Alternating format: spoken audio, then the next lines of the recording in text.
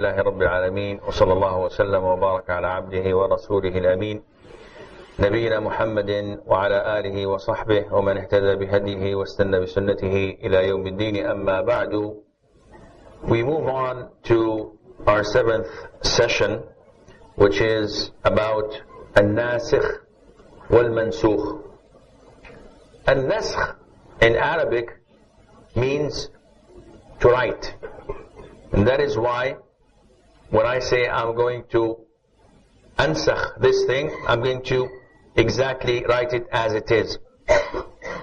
And it also means to remove and to change from one form to the other. And that is why we have what is known as nasikh and mansukh, and this is abrogation. What is the meaning of abrogation?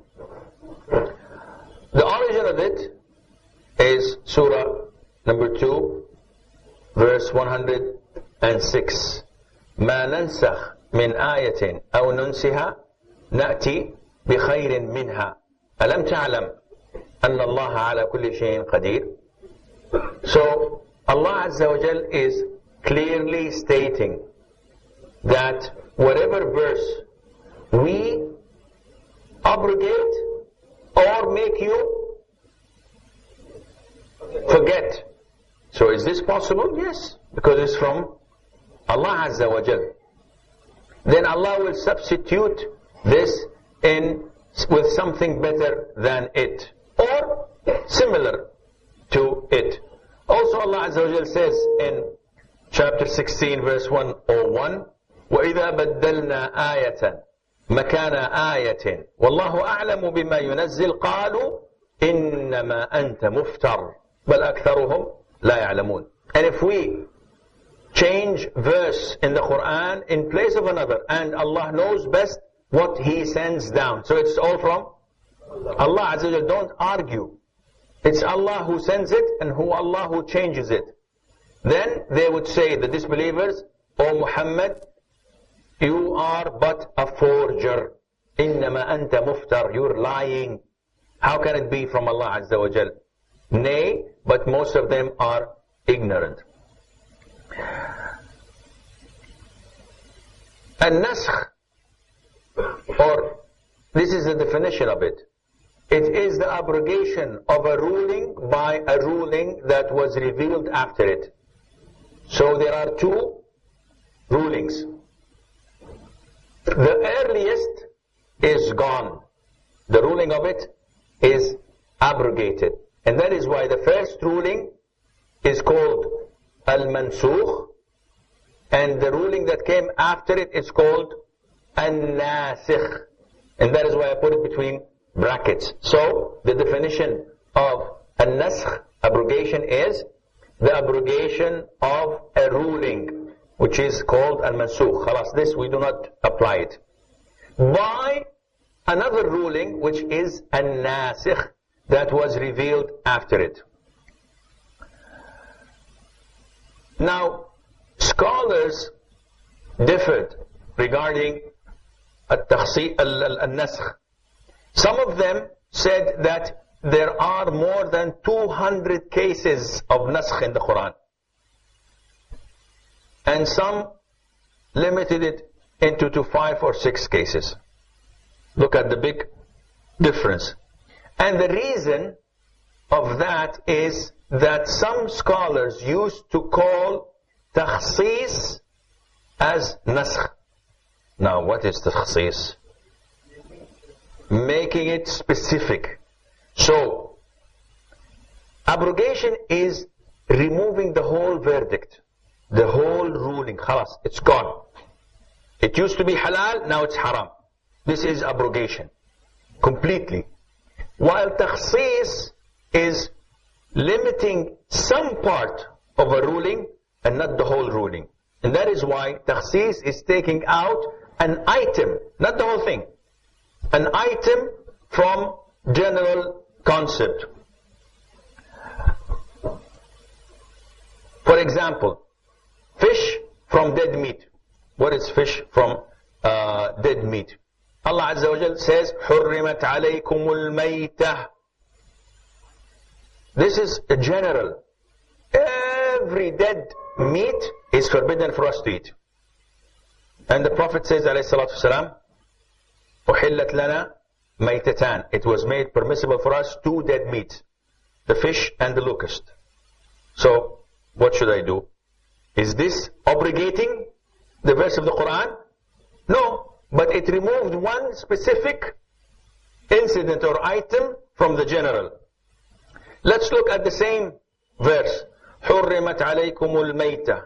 Is every maytah haram? With the exception of fish? Every maytah is haram? Yes. Every maytah is haram. All the time? Unless in the case of necessity. So, is this obligation? Because of the case of necessity, this is takhsis. And that is why the biggest difference among scholars. Some of them, when they look at takhsis, they say it's abrogation. وَنُسِخَتْ هَذِهِ الْآيَةِ بِكَذَا. It was abrogated by this. But it wasn't abrogated wholly. It was part of it. An item of it. So this is the difference.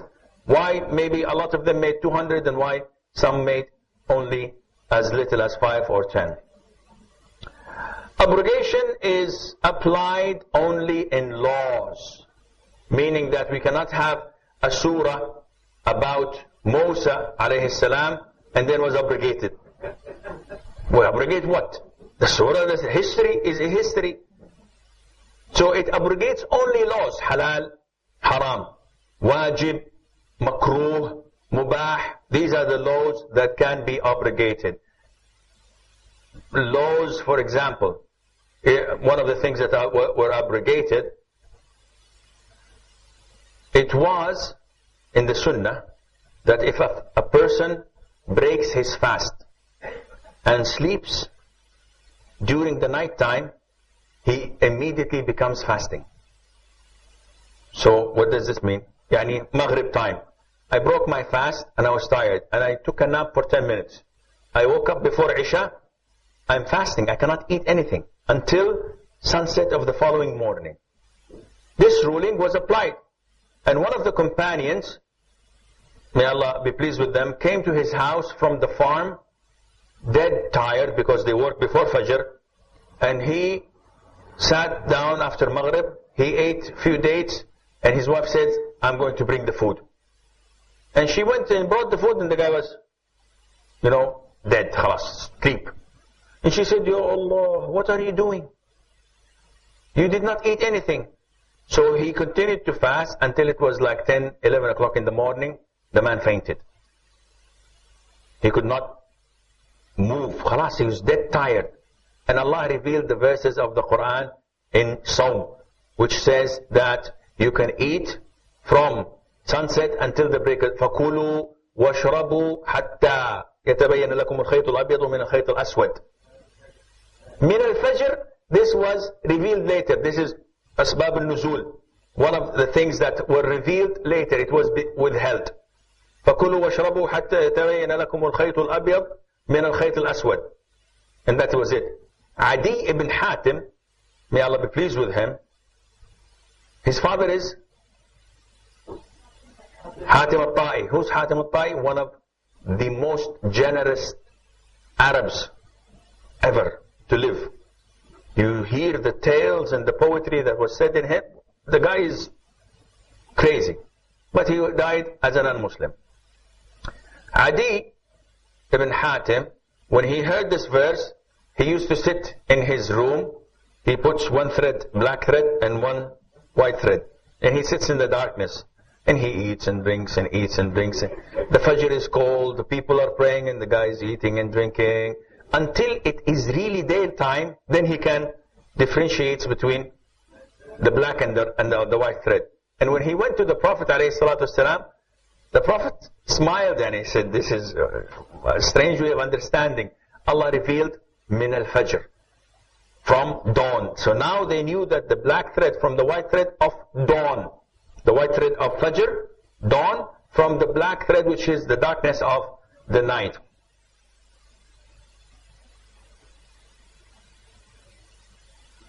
What? Yeah, but I can see it. Abrogation. Abrogation applied only in laws. So, this is one of the laws that were abrogated. The man who came to the house, and it was the ruling that he should not eat anything if he went to sleep at night time. This was abrogated. So, this abrogation is applied only in laws, in things that you should do or you should not do. They cannot be applied to stories, to other things that are not laws. Abrogation can only occur in the Quran or in the Sunnah. If someone says the consensus of scholars on this is that it is forbidden, we cannot say, but it was abrogated by this. If someone makes qiyas, so drugs, we can compare them to intoxicants, to wine and alcohol consumption. No one can come and say, yeah, but drugs now are abrogated. It's okay to smoke marijuana. This is what they're doing now in Europe and America. They're trying to legalize marijuana. And now people, they're asking in the Arab and Islamic country, what do you think? Should we go with this? It's going to be legal. Khalas. Let's legalize it better than, we will never fight it. This is coming in Arab wars in Egypt and Syria and Lebanon. They're trying to convince people of legalizing it because it's legal in Holland. America is thinking of legalizing it. Europe is also doing this. So, abrogation does not come except for the Quran and for the Sunnah. And it is extremely essential to know the time. Because without knowing the time, you cannot determine abrogation. How can you say that, oh, this is abrogated? How do you know? When you abrogate something, you completely annihilate and cancel the ruling. So I can come to the growing of the beard and say, Alhamdulillah, it was abrogated. Why? Because I want to shave it. It's simple as that. What's the evidence? Evidence is abrogated. Khalas, cancel it. No. You have to know the time. And that is why, I'll give you an example of fiqh. You did fiqh, not yet. Well, you have to do. Because fiqh is what you base your religion on. There is a hadith where the Prophet says, alayhi salam, whoever touches his private part must perform wudu. And there is another hadith where the Prophet says, alayhi salam, it's part of you. So you don't have to perform wudu. Which one is which? Some say this one abrogated this one and this one was abrogated by this one. Do we have time? We do not have time.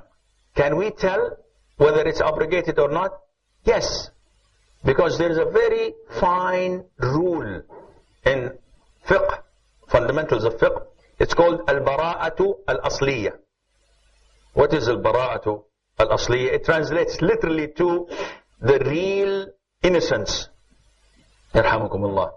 What is the real innocence? Are you speaking English? Yes. What is the ruling on touching this device? Do I have to perform wudu? Why? This is bara'a al-asliyah. Anything I touch, I don't have to perform wudu. It's tahir. Everything we see is tahir. Anything I do does not nullify my wudu because this is the norm. So al-bara'at al-asliyah is the norm. This is the normal thing to be followed. So when I look at the two hadiths, one of them says, O Prophet of Allah, does touching the private part nullifies my wudu? The Prophet says, it's part of you. It's like touching your nose, your hand, your arm. So this is bara'atul asliyah. The second hadith removes this ruling. When the Prophet says, yes, you have to perform wudu. So this is a new ruling. So this abrogates the previous one. Now does this mean that we have to perform wudu if someone touches his private part? There is a difference between scholars in opinion. Some say yes, some say depending on the intention when you do it. If you have intentions, then yes. If not, then it is part of your body, and it's an issue to be explained later inshallah when you come to study fiqh. So it is essential to have the time. Without the time, you cannot know if it's obligated or not. Examples. I hope I have it right. Prophet Muhammad ﷺ, this verse is Surah Al-Anfal. Allah Azza wa Jal says, يَا أَيُّهَا النَّبِيُّ حَرِّضِ الْمُؤْمِنِينَ عَلَى الْقِتَالِ. What does this say? Urge the believers to fight. Religion of terrorism. This is to fight in defending Islam, in spreading the word of Islam. We have three options: embrace Islam, pay jizya, ma'as-salama. But this is only when the Muslims are strong, practicing, and able to make da'wah. If not, as we are now today, kuffu aydiyakum. Refrain, tolerate, have tolerance, make da'wah, make jihad only by your tongue and by writing. But when a Muslim country is a real practicing Muslim country, they have to do this. Strong, if they're strong, to spread Islam, not to fight. We do not fight for the sake of fighting. We do not love to get injured or to die or to kill people. This is not part of us. Our religion is a religion of fairness, of completeness. There is balance. We have love, we have care, we have tenderness, and we have dignity, we have honor, and we have fairness. So it all has to be balanced. And coming back to one of the brothers asked me about why doesn't the government of the two holy mosques promote Islamic channels and pay money of the oil that you have to spread Islam. And so, because yesterday I said, or the day before yesterday or someday, why don't I see Muslim channels? So he's putting the ball into my court. Why don't you? First of all, alhamdulillah, I'm not the custodian of the two holy mosques. This is a grace of Allah. I am not the ruler. And I'm not accountable for the shortcomings of the rulers. Exactly as you are not accountable for the shortcomings of your neighbors or your rulers. I cannot come to your neighborhood and say, why your neighbor drinks alcohol and fornicates and robs and does this and does not pray. You're accountable. No, you're not. Second of all, it is the easiest thing to throw the blame on others instead of throwing the blame on ourselves. We have to appreciate the work that is being done by others, and we have to encourage them. But to sit back and say, it's their mistake, it's the oil money that you have. I don't have oil money. If I had oil money, I wouldn't be here. I would be somewhere else. Astaghfirullah to believe. I was joking. So, there are people who are paying a lot and a lot of money for da'wah from Saudi Arabia. I'm not defending this because I'm a Saudi. I've seen this. There are lots and lots of people paying money for da'wah in India and in Pakistan. They're doing this. But do they have to raise the flag, say, look at me? No. Does this mean we don't have any of our shortcomings? We have a lot. Are we doing our best? Definitely not. Not even 1% of our best. But still, we're trying. Alhamdulillah, there are lots of channels, Islamic channels. You know of Huda channel. This is financed by Saudis. How many advertisements have you seen in it? Those who watch it. Does anybody watch Huda here? Right. How many advertisements have you seen? None. For 4 years, it's being sponsored by Saudi for Allah. Not one single advertisement. They're not having income. Nobody praises this. Nobody says, mashallah, they're doing this. There are lots of other channels. So we have to encourage, and we also have to pray for them.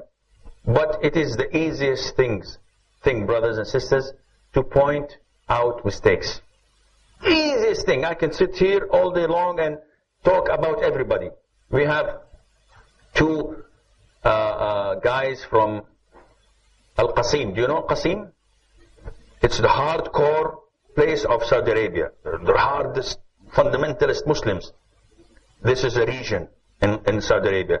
And in it, there are two famous cities, Unayza and Buraidah. Unayza, where Sheikh bin Uthaymeen was. Buraidah is the very, very hardest, khalas. So two of them were sitting together. One is Abu Rashid and one Abu Salih. So Abu Salih was talking to Abu Rashid. He's saying, Abu Rashid, do you know that the Islamic world is the only way of survival to this earth? Earth is corrupt. So much corruption, so much kufr. The only way out is this Islamic world. And Abu Rashid says, you're right. And then Abu Salih goes, Abu Rashid, if we look at this Islamic world, we find that all the countries are corrupt.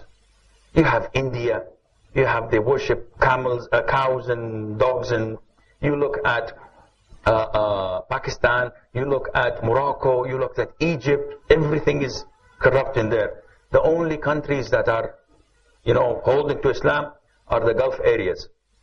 And Abu Rashid said, you're right. And then he says, Abu Rashid, even the Gulf areas, look at Kuwait. So much corruption, women drive. Look at Qatar. They are kissing the legs and the feet of Americans. Look at Emirates. Emirates is not Arab anymore. It's all expatriates. Look at this, look at that. The only country remaining is Saudi Arabia. And Abu Rashid said, you're right. Then goes Abu Rashid, and then Abu Salih says, Abu Rashid, but if we look at Saudi Arabia, Jeddah, the women are unveiled. Eastern province, in Dhahran and Khubar, it's all Americans. It's also corrupt. Only the central region